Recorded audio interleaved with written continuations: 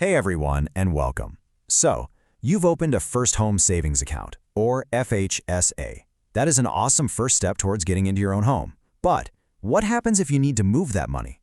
Well, today, we're going to break down exactly how to transfer your FHSA funds the right way so you can do it safely and, most importantly, without getting hit by a nasty surprise tax bill. So, is this you? Are you thinking about moving some money out of your FHSA? Maybe you found a bank with a way better interest rate or, life happened and your plans have shifted a little bit. Whatever your reason, it's a pretty common thing to consider. But hold on. Before you make a single move, you absolutely need to know the rules of the road. And this is exactly why we're talking about this today. The FHSA is an amazing tool, but it has some very, very specific rules. One wrong move, like, say, transferring your cash to the wrong type of account, could turn all that beautiful tax-free savings into a major headache, complete with a surprise tax bill. Let's make sure that does not happen to you. All right, let's dive right in. First up, we're going to talk about the safest, most straightforward move you can make, transferring money from one FHSA directly to another FHSA. The magic words here are direct transfer. This is so important. When you move your funds directly from one FHSA to another, it has zero impact on your contribution room, and there are absolutely no tax consequences. Seriously, it's like moving money from your left pocket to your right pocket. It's still your money in the same kind of pocket, and nothing has really changed in the eyes of the CRA. So how do you actually do this? Well, the official government way is to use Form RC 721. You just get the form from the CRA website, fill in your account details, and hand it over to your bank or financial institution. They handle the rest. Now, keep in mind, some banks might have their own internal forms, but the process is basically the same. The key is to make sure you tell them, I want to do a direct transfer. Okay, but what if your plans change completely? What if buying a home isn't on the horizon for you anymore? Well, the great thing about the FHSA is that it doesn't become useless. Nope, it's still a fantastic savings tool, and you can make a strategic move to transfer those funds over to your retirement savings totally tax-free.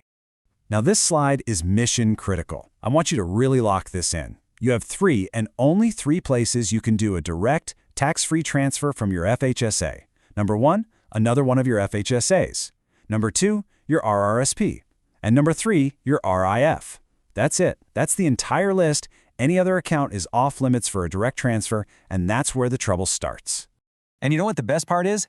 When you stick to one of these three approved transfers, it's a completely seamless process. As long as you haven't accidentally put too much money in your FHSA, you don't even have to report these transfers on your tax return. It's clean, it's simple, and it lets your money keep growing for your future, whether that's a house or retirement. Okay, we've covered the green lights, the safe and strategic moves. Now it's time to talk about the red lights. Let's enter the danger zone. This is where really simple mistakes can end up costing you a lot of money, so you're going to want to pay close attention. This chart says it all, doesn't it? On the left, you've got your safe havens, another FHSA, your RRSP, your RRIF. On the right, you have the prohibited accounts.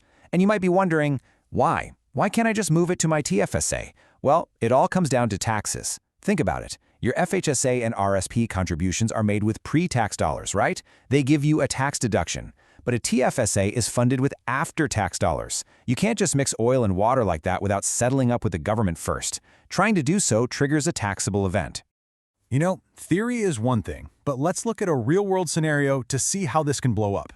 Let's follow the story of someone we'll call Caitlin and pinpoint exactly where things went wrong. So, Caitlin gets off to a great start. She opens her FHSA, she maxes out her contribution for the year, fantastic. But then she decides she wants to move $3,000 over to her TFSA. Now, since a direct transfer isn't allowed, she does what seems perfectly logical. She just withdraws the $3,000 from her FHSA and then deposits that cash into her TFSA. Simple, right? Wrong. This is a huge tax blunder. And here is the absolute crux of the problem. In the eyes of the CRA, what Caitlin did was not a transfer. They see it as two completely separate events.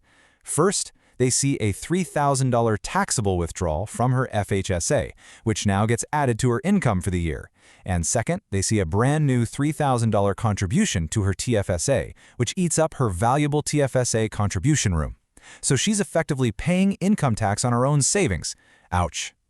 And of course, this all comes out in the wash when it's time to do your taxes. So let's connect Caitlin's little story to the actual paperwork you'll be dealing with. At the end of every tax year, your bank is going to send you a little slip of paper called a T4 FHSA. This is the official summary of everything that happened in your account, all the ins and outs, and it's what the CRA looks at. Now on that slip, there are a few boxes you need to know. Box 20, that's the dream. That's for your tax-free withdrawal when you buy your home.